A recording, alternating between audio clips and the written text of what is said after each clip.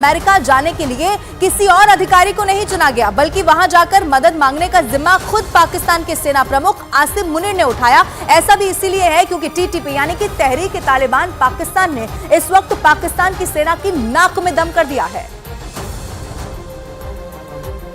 और उसे लगातार अपनी ताकत का एहसास करा रहा है। हालांकि पाकिस्तान की मुसीबत अब और बढ़ चुकी है क्योंकि टीटीपी ने इस साल अपनी ताकत दुगनी कर ली है। अब उसकी मदद के लिए टीजेपी यानी कि तहरीक-ए-जिहाद पाकिस्तान भी मैदान में कूद पड़ा है।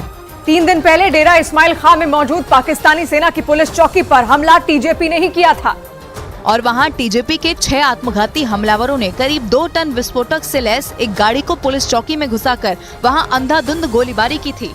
इस हमले में पाकिस्तानी सेना के 5 से 10 नहीं बल्कि 23 जवान मारे गए थे और माना जा रहा है कि इसी हमले ने पाकिस्तान की सेना की नींद उड़ाकर रख दी है, क्योंकि इस बार आतंकियों ने सड़क से गुजरती सेना की किसी गाड़ी को नहीं उड़ाया, बल्कि उन्होंने पाकिस्तानी सेना के गढ़ में घुसकर वहां लाशों का ढेर लगा दिया।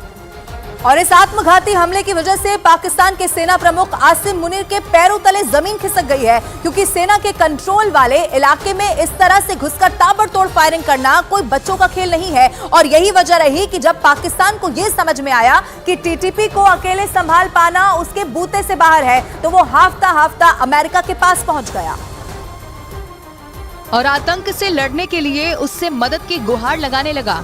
इसके लिए पाकिस्तान के सेना प्रमुख जनरल आसिम मुनीर अमेरिका पहुंचे और खबर ये है कि वहां वो अमेरिका के कई अधिकारियों के साथ बैठक भी करेंगे। लेकिन सबसे अहम बात ये है कि आसिम मुनीर के इस दौरे की टाइमिंग, वो अमेरिका ऐसे वक्त पर पहुंचे हैं जब पाकिस्तान टीटीपी के आगे लगभग सरेंडर कर चुका है।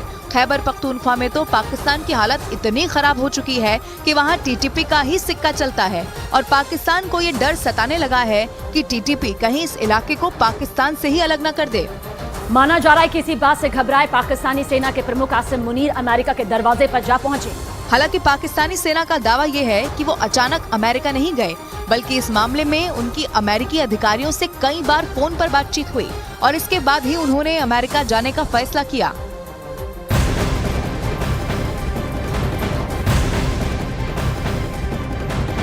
और एक बहुत बड़ी खबर इस वक्त मिल रही है। आयकर विभाग की छापेमारी में 350 करोड़ की बरामदगी पर कांग्रेस सांसद धीरज साहू ने पहली बार सफाई दी है। उनकी तरफ से कहा गया कि ये पैसा कांग्रेस या किसी और पार्टी का नहीं है। जो भी पैसा बरामद किया गया है वो सारा का सारा मेरा नहीं है, ये मेरे परिवार और अन्य संबंधी फर्मों का है। साथ ही धीरज साहू ने दावा किया है कि उनके पास एक एक पैसे का हिसाब है। ये बहुत बड़ी खबर इस वक्त हम आपको बता रहे हैं।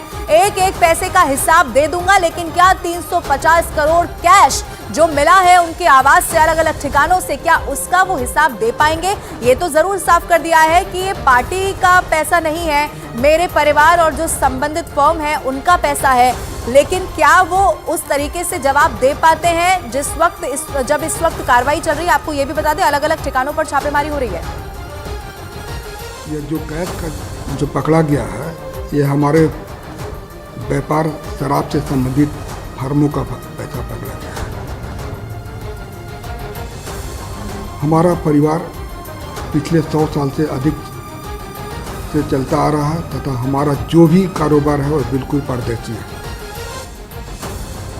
आपकी जानकारी के लिए मैं बता दूं कि जो कैश पकड़ा गया है और शराब बिक्री का पैसा है, क्योंकि शराब व्यापार में सारा सेल कैश से होता है।